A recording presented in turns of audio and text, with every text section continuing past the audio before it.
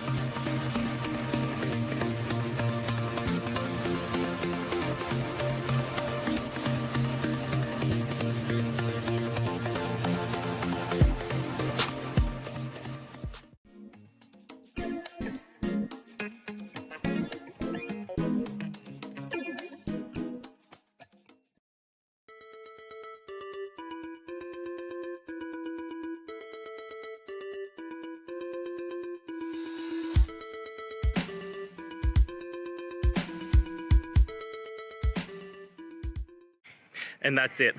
I hope that that's helped find the solution that you're looking for. And if it did, please, I'd appreciate it if you hit the subscribe button. Every time you hit it, it really helps.